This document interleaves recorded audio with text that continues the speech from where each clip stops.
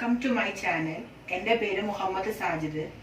നമ്മുടെ കാലിക്കറ്റ് യൂണിവേഴ്സിറ്റിയുടെ 4th semester BCom BBA examination ഈ വരുന്ന ജൂലൈ 7 ഷെഡ്യൂൾ ചെയ്തിട്ടുണ്ട്. അപ്പോൾ 4th സെമസ്റ്ററിലെ ചില സബ്ജക്റ്റിന്റെ ചില ഇമ്പോർട്ടൻറ്റ് ടോപ്പിക്സ് ആണ് എൻ്റെ ചാനലിലൂടെ ഞാൻ അപ്ലോഡ് ചെയ്യുന്നത്. സോ ഇത് എൻ്റെ ഫസ്റ്റ് വീഡിയോ ആണ്. സോ ഞാൻ ഇന്നിവിടെ ബാങ്കിങ് ആൻഡ് ഇൻഷുറൻസ് എന്ന സബ്ജക്റ്റിലെ ഇന്ന് ഞാൻ എടുക്കാൻ പോകുന്നത് ടൈപ്സ് ഓഫ് ബാങ്ക് എന്നൊരു ടോപ്പിക്കാണ്. സോ നമുക്ക് ആ ടോപ്പിക്കിലോട്ട് പോവാം. അപ്പോൾ ബാങ്കുകൾ എന്താണെന്ന് പൊതുവെ എല്ലാവർക്കും അറിയാം.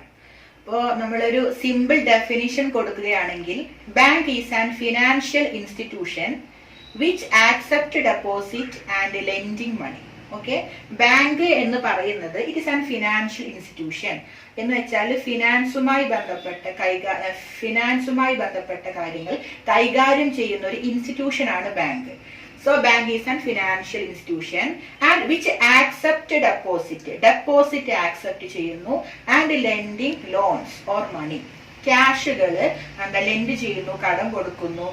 അതൊക്കെയാണ് മെയിൻ ആയിട്ട് ബാങ്ക് എന്നതിനെ കുറിച്ച് ഒരു സിമ്പിൾ ഡെഫിനേഷൻ പറയുകയാണെങ്കിൽ നമുക്ക് ഇങ്ങനെ വേണമെങ്കിൽ പറയാം. നെക്സ്റ്റ് നമുക്ക് ബാങ്കിനെ കുറിച്ചുള്ള ക്യാരക്ടറിസ്റ്റിക്സ്, ഫങ്ഷൻസ്, അതൊക്കെ ഒന്ന് ജസ്റ്റ് ഒന്ന് നമുക്ക് തന്നെ ഈ എഴുതാവുന്ന കാര്യങ്ങളേ ഉള്ളൂ. അപ്പോ നെക്സ്റ്റ് നമ്മൾ നോക്കുന്നത് ടൈപ്സ് ഓഫ് ബാങ്ക് ആണ്. there are 8 types of bank. 8 types of ബാങ്കുകളാണ് നമുക്ക് പഠിക്കാനുള്ളത്. ടൈപ്സ് ഓഫ് ബാങ്കിൽ നമ്മൾ ഫസ്റ്റ് പഠിക്കാൻ പോകുന്നത് കൊമേഴ്ഷ്യൽ ബാങ്ക്. എന്താണ് കൊമേഴ്ഷ്യൽ ബാങ്ക് എന്ന് നോക്കാം. These banks perform all types of banking function. എല്ലാ സാധാരണ ബാങ്കുകളെ പോലെ തന്നെ എല്ലാ ബാങ്കിനെയും പോലെ എല്ലാ ഫംഗ്ഷൻസും ബാങ്കിന്റെ എല്ലാ ഫംഗ്ഷൻസും പെർഫോം ചെയ്യുന്ന ഒരു ബാങ്ക് തന്നെയാണ് കൊമേഴ്ഷ്യൽ ബാങ്ക്. പക്ഷെ ചില ഡിഫറൻസ് ഉണ്ട്. എന്താ നോക്കാം. This bank accept deposit for short term period only. Short term പീരിയഡിന് മാത്രമേ ഇത്തരം ബാങ്കുകൾ ഡെപ്പോസിറ്റുകൾ സ്വീകരിക്കുള്ളൂ. Okay, short term period. And it normally lend short term loans to business and traders and to avoid medium and long term lendings. ഇവിടെ ശ്രദ്ധിക്കണം, medium അല്ലെങ്കിൽ long term lending ഒന്നും ഇവിടെ പ്രൊവൈഡ് ചെയ്യുന്നില്ല. കൊമേഴ്ഷ്യൽ ബാങ്ക് ലോങ് ടേമോ അല്ലെങ്കിൽ medium ടേമോ ആയിട്ടുള്ള ഡെപ്പോസിറ്റുകൾ സ്വീകരിക്കുന്നുമില്ല, അതുപോലെ കടം കൊടുക്കുന്നുമില്ല. ഇവിടെ ഓൺലി ഷോർട്ട് ടേം പീരിയഡ് ആണ്. ഓക്കെ, ഡെപ്പോസിറ്റ് സ്വീകരിക്കുന്നതും ഷോർട്ട് ടേം പീരിയഡിലോട്ടാണ്, അതുപോലെ മണി ലെൻഡ് ചെയ്യുന്നതും ഷോർട്ട് ടേം പീരിയഡിലോട്ടാണ്. അപ്പൊ നമുക്ക് വളരെ സിമ്പിൾ ആയിട്ട് ഇതൊന്ന് നോട്ടിഫൈ ചെയ്യാൻ വേണ്ടി നമുക്കിവിടെ ഷോർട്ട് ടേം പീരിയഡ് എന്ന് എഴുതാം. Short term period. ഓക്കെ, അപ്പൊ കൊമേഴ്ഷ്യൽ ബാങ്ക് എന്ന് വെച്ചാൽ this bank perform all types of banking function. സാധാരണ എല്ലാ ബാങ്കുകളെ പോലെ തന്നെയാണ്, പക്ഷെ ഒരു ചെറിയ ഡിഫറൻറ്റ് എന്ന് വെച്ചാൽ ഷോർട്ട് ടേം പീരിയഡ് ആണ്. എന്ന് വെച്ചാൽ ഷോർട്ട് ടേം പീരിയഡിന് വേണ്ടി മാത്രമേ ഇവർ ഡെപ്പോസിറ്റ് സ്വീകരിക്കുന്നുള്ളൂ, അതുപോലെ ഷോർട്ട് ടേം പീരിയഡിലോട്ട് മാത്രമേ മണി ലെൻഡ് ചെയ്യുകയും ചെയ്യുന്നുള്ളൂ. ഇതാണ് കൊമേഴ്ഷ്യൽ ബാങ്കിന്റെ പ്രത്യേകത. Then next one, industrial bank.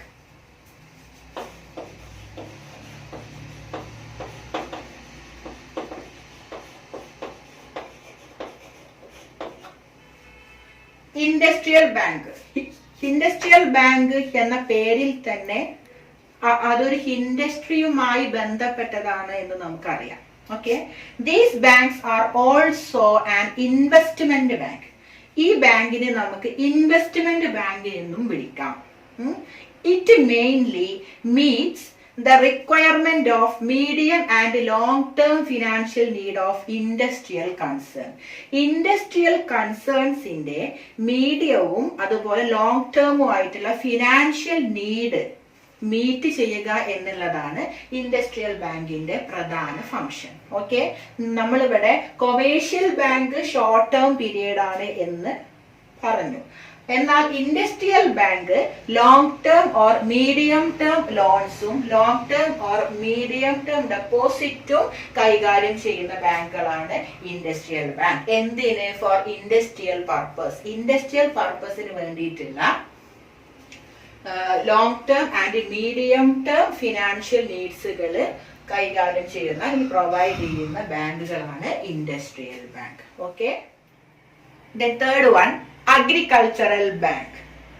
These banks provide financial assistance to agricultural purpose.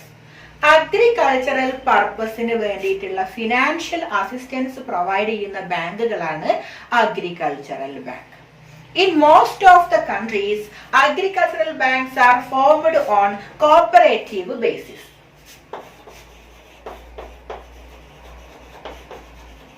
Okay, in most of the countries, agricultural bank form ചെയ്തിട്ടുള്ളത് on the basis of cooperation. Okay, കോർപ്പറേഷന്റെ principles കോർപ്പറേഷന്റെ principles ഒക്കെ use ചെയ്തുകൊണ്ടാണ് എന്ത് agricultural bank most of the കൺട്രീസിലും form ചെയ്തിട്ടുള്ളത്. ഇപ്പൊ ഈ കോർപ്പറേഷൻ എന്താണെന്ന് ചോദിക്കുമ്പോൾ സഹകരണാടിസ്ഥാനത്തിൽ ഫോം ചെയ്യുന്നതാണ് കോർപ്പറേഷൻ. ഓക്കെ. ഇപ്പോ ബികോം കോർപ്പറേഷൻ ഉണ്ട്, ബികോം കമ്പ്യൂട്ടർ ആപ്ലിക്കേഷൻസ് ഉണ്ട്, അപ്പോ അതുപോലെ ബികോം ഫിനാൻസ് ഉണ്ട്. ബികോം കോർപ്പറേഷൻകാര് വളരെ ഡീറ്റെയിൽ ആയിട്ട് തേർഡ് ഇയറിൽ അവർക്ക് പഠിക്കാനുണ്ട് കോർപ്പറേഷൻ എന്താണ്. അപ്പോ കമ്പ്യൂട്ടർ ആപ്ലിക്കേഷൻകാരും ഫിനാൻസുകാരും ആണെന്നുണ്ടെങ്കിൽ അവര് ഇത്രമാത്രം അറിഞ്ഞാൽ മതി, സഹകരണാടിസ്ഥാനത്തിൽ ഫോം ചെയ്യുന്ന സ്ഥാപനമാണ് കോർപ്പറേഷൻ. അപ്പോ agricultural bank in most of the countries are formed on cooperative basis. Cooperative ബേസിസിലാണ് മോസ്റ്റ് ഓഫ് ദ കൺട്രീസിലും എന്ത് അഗ്രികൾച്ചറൽ ബാങ്ക് ഫോം ചെയ്തിട്ടുള്ളത്. ഓക്കെ. അപ്പൊ തേർഡ് വൺ എന്താണ്? Agricultural bank. This bank provide financial assistance to agricultural purpose. Agricultural പർപ്പസിന് വേണ്ടിയിട്ട് financial assistance provide ചെയ്യുന്ന ബാങ്കുകളാണ് agricultural bank. Then fourth one, local area bank.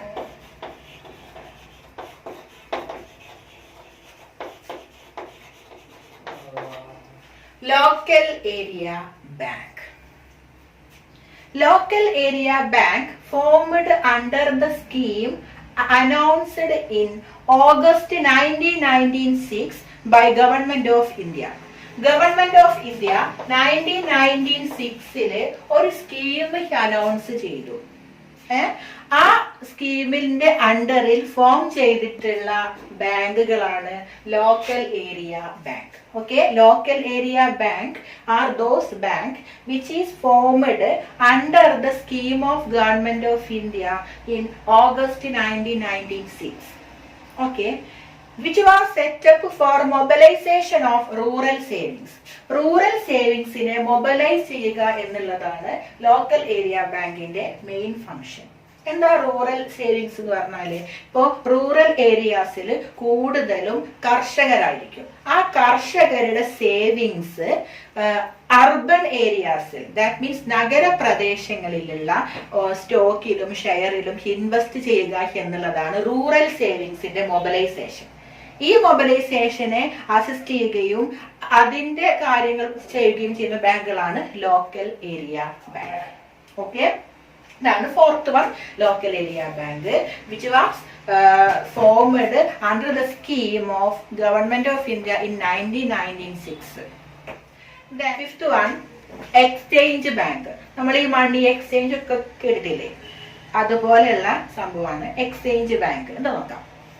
Exchange bank are those bank which deals foreign exchange. Foreign എക്സ്ചേഞ്ചുകൾ deal ചെയ്യുന്ന ബാങ്കുകളാണ് exchange bank.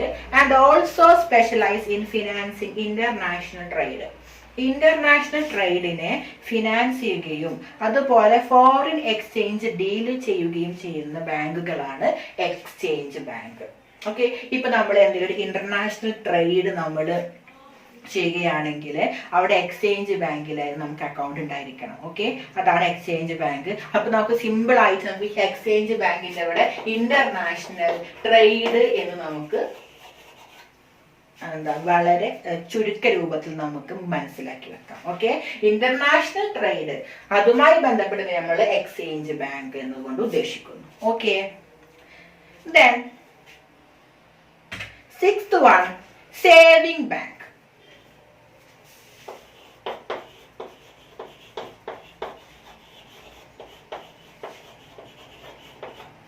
എന്താണ് saving bank നോക്കാം. ഇപ്പൊ നമുക്ക് എല്ലാവർക്കും സേവിംഗ് അക്കൗണ്ട് ഉണ്ടായിരിക്കും അല്ലെ.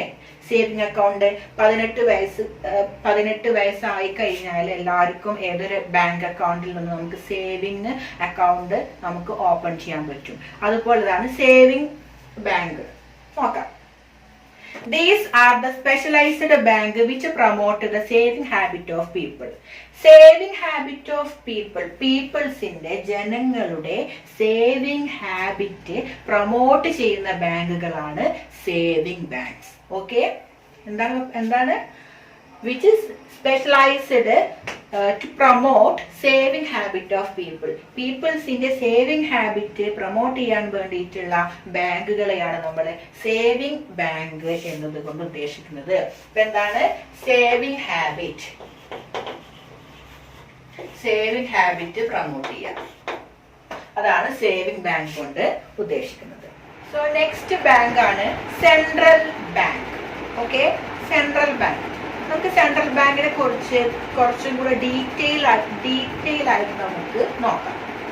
ഓക്കെ, സെൻട്രൽ ബാങ്കിനെ ഫസ്റ്റ് ഓഫ് ഓൾ നമ്മൾ പറയുന്നു it's A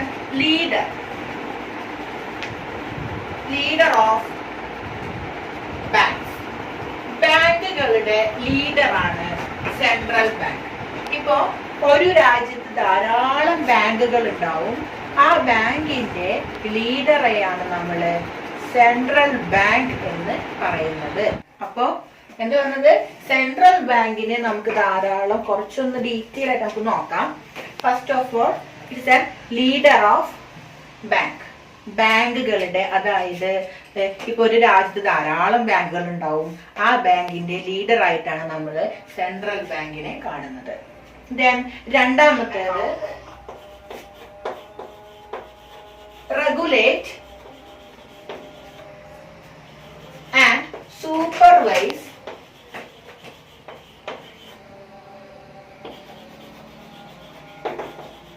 monetary and credit system of country.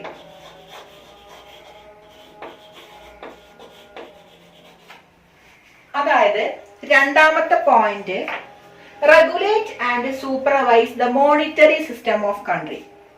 Monetary and credit system of country, അതായത് ഒരു രാജ്യത്തെ മോണിറ്ററി ആയിട്ടുള്ള ക്രെഡിറ്റ് സിസ്റ്റമായിട്ടുള്ള കാര്യങ്ങളെ റെഗുലേറ്റ് ചെയ്യുകയും സൂപ്പർവൈസ് ചെയ്യുകയും ചെയ്യുന്നത് സെൻട്രൽ ബാങ്കിന്റെ ഫംഗ്ഷൻ ആണ്. ഓക്കെ, സെൻട്രൽ ബാങ്കിന്റെ first is A leader of bank. Then next one regulate and supervise monetary and credit system of country. Then third one, next നമ്മൾ ഇതിനെ കുറിച്ച് പഠിക്കാൻ പോകുന്നത് നമ്മുടെ ഇന്ത്യയുടെ സെൻട്രൽ ബാങ്ക് എന്ന് പറയുന്നത് RBI ആണ്. റിസർവ് ബാങ്ക് ഓഫ് ഇന്ത്യയാണ് നമ്മുടെ ഇന്ത്യയുടെ സെൻട്രൽ ബാങ്ക്. ഇത് ഫോം ചെയ്തിട്ടുള്ളത് 1935 RBI reserve bank of India form ചെയ്തിട്ടുള്ളത്. ഓക്കെ, അപ്പൊ എന്തൊക്കെയാണ് സെൻട്രൽ ബാങ്ക് എന്ന് പറയുന്നത് ലീഡർ ഓഫ് ബാങ്ക് ആണ്. അതുപോലെ it regulate and supervise the monetary and credit system of country. ഒരു രാജ്യത്തിന്റെ മോണിറ്ററിയും ക്രെഡിറ്റ് സിസ്റ്റവുമായിട്ടുള്ള കാര്യങ്ങളെ കുറിച്ച് റെഗുലേറ്റ് ചെയ്യുകയും സൂപ്പർവൈസ് ചെയ്യുകയും ചെയ്യുന്നു ആര്?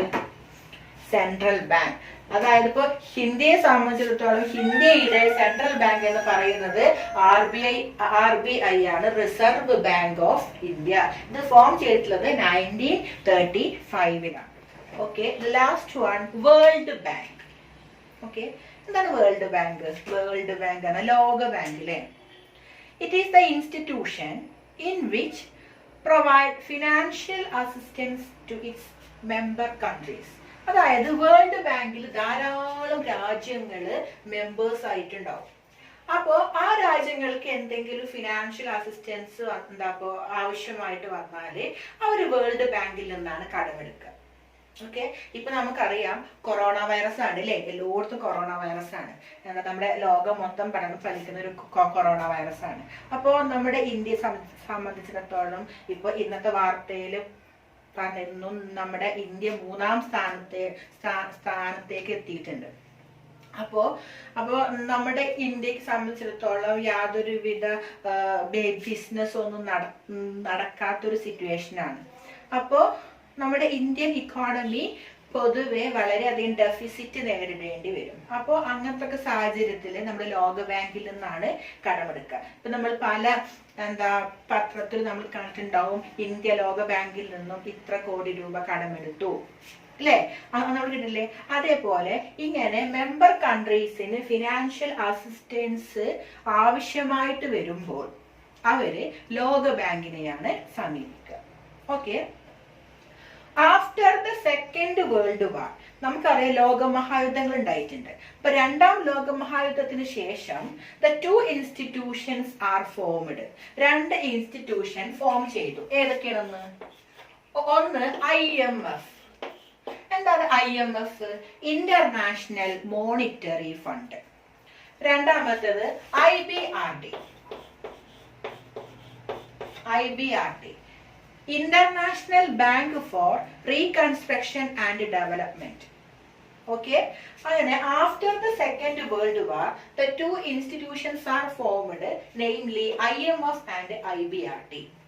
So the IBRD is known as World Bank. ഇതിലെ International Bank for Reconstruction and Development എന്ന IBRD ആണ് നമ്മുടെ വേൾഡ് ബാങ്ക് ആയിട്ട് നമ്മൾ കാണുന്നത്.